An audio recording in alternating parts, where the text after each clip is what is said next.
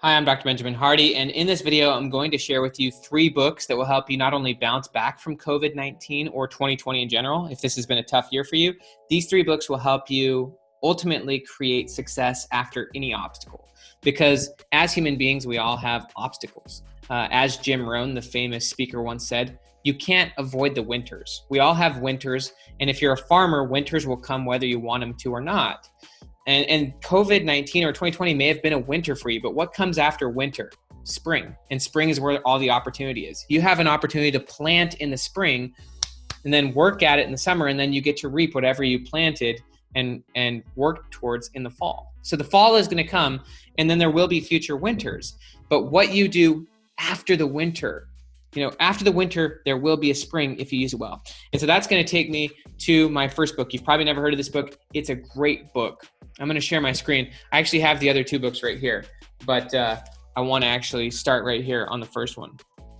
I don't have the physical copy of this book, but I'm going to get it. It's called Peaks and Valleys. It's by Spencer Johnson, MD. He's the person who wrote the book, Who Moved My Cheese, which has sold over 20 million copies. Who Moved My Cheese is a crazy good book. But Peaks and Valleys is a hidden gem, and I'll tell you why this book is so important for you right now in 2020. So what this book is all about is that we all have peaks and we all have valleys in life. And what you do during your valleys determines the level of your peaks. So what he says in the book, and it's really profound, is he says, bad things happen to people because of what they do on their peaks. And good things happen in people's lives because of what they do in their valleys. And so what you do in your valley is going to determine your peak. And if you're in a tough valley right now, you shouldn't be mad at your valley, because what you do in your valley is going to determine your next peak. And sometimes, and almost always, necessity is the mother of invention. A lot of the biggest companies in the world right now were created during recessions because they were in a peak, things were hard, and as a result, they had to actually come up with new solutions that they didn't have to deal with in the past when they were on a peak. When you're on a peak, life is easy, and it can be really easy to get complacent. It's like being on a basketball team and you're winning by 25 points. When you're up by 25, sometimes you don't take things too seriously, but then when things start falling apart, you've got to get serious. When your back's against the wall, you start thinking a lot more creatively and a lot more courageously. And so what you do in your peaks determines your valley, but also what you do in your valley determines your peaks. And right now we're in a valley, and you can use this to create a much better peak. I'll just give one quick thought. Because of some of the difficulties, either financially or in other ways that I've had to face during 2020, it's forced me to finally start living some of my dreams that I've been procrastinating for years. And so this could be an amazing opportunity for you to set yourself up. We are in a winter, but we're getting ready for a spring. And what you do because of necessity could push you to finally taking those courageous actions that you didn't feel inspired to take because you were kind of on a peak before and you didn't need to, but now you need to. So you can use this as an opportunity to stop tolerating certain things. Maybe stop being so complacent towards your money. Stop being so complacent towards your time. Maybe start finally pursuing that dream. So that actually takes me to the second book. This is called The Power of Starting Something Stupid by Richie Norton. I read this book back in 2014, and this is the book that finally pushed me to start blogging. From 2015 to 2020, my blogs have been read by 20 million people. This is the book that pushed me to finally start my dream. It's called The Power of Starting Something Stupid: How to Crush Fear, Make Dreams Happen, and Live Without Regret. Why I like this book is because it teaches you how to start. You have big ideas in your mind, but maybe you think that they're stupid ideas, or you're not sure if they're going to succeed. This book tells you that stupid is the new smart. And honestly, when the world's flipped upside down, the old conventional rules don't work. So right now is the perfect time to start. And just a few thoughts on starting. Here's a few ways to start. First off, there's a really good quote that says, and I'm not sure who who said it, but anything worth starting is worth starting poorly in the beginning. So whatever you start in the beginning, start poorly. I started making YouTube videos recently, and in 30 days from now, my YouTube videos will be a lot better.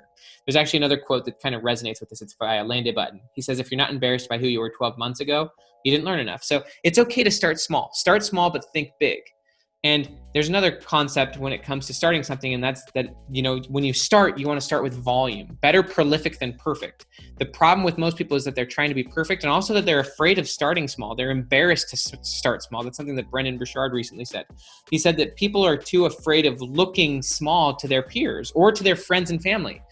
But if you start from the ground and start humble and be a student. It's okay to start small, but think big and start with volume. Be a quick start. In other words, better prolific than perfect. Usually what happens is volume leads to quality. Quantity leads to quality. So when I first started blogging, as an example, during my first 6 months, I probably wrote 100 blog posts. And it's what led me to becoming really good. There was actually an experiment that I think a teacher did where he split the class in two. It was a pottery class. He had one class try to make a perfect pot. That was their assignment, make one perfect pot. The other half of the class, and they were on teams. Each class was in a team. There were 2 teams. The other team, he just said, make as many pots as you can before the end of the semester. Well, the team that made a ton of pots ultimately got good at making quality pots, whereas the team that was just told to make one perfect pot never ended up doing that great because they were perfectionists. You end up getting really good at something by just starting, by having volume, better prolific than perfect, and ultimately starting small and thinking big. So now is the perfect time to start that thing that you've probably always wanted to start, and that's how you're going to create an amazing peak in the future. All right, number 3, Man's Search for Meaning. This is Viktor Frankl's book, and this is an amazing book that teaches you the importance of hope. Viktor Frankl was one of the Jewish people who lived through the Nazi concentration camps, and this is his book explaining that process. But the reason this book is so important right now is that Viktor Frankl basically says, hope towards the future and purpose towards the future are essential for having meaning in the present. And when you were in the concentration camps, you were being starved, everything was taken from you, you're watching people be killed and gassed all around you, it can be really easy to lose hope. And what Frankl said is the moment people lost hope and purpose towards their future, the present became unbearable, they couldn't handle it, and they died. And there is so much psychological research on this subject. The concept is called prospection in psychology. Prospection means that as conscious human beings, we have the ability to imagine different future scenarios. And whatever future we see for ourselves, that's the thing that most directly impacts who we are. So whatever view you have of your future, that's the thing that's going to determine how you feel and what you do in the present. And so Frankl, he said it is the peculiarity of man that he can only live by looking towards the future. So you have to have a sense of purpose and hope towards your future in order to have a meaningful, happy, and purposeful present. And whatever view you commit to in your future, again, that's called prospection, that's the thing that's going to drive your present. So I challenge you to not only have hope towards the future, which means that you have a vision, you believe it's possible, and you've built the pathway to getting there, but also you need to have a purpose for your life. If you have a purpose for your life, as Frankl said, then regardless of the circumstances, you'll be able to find joy. And even though you may be in a valley right now, if you start and if you have a sense of purpose and if you commit to that and if you cultivate that hope through taking action, 2020 is going to be amazing for you.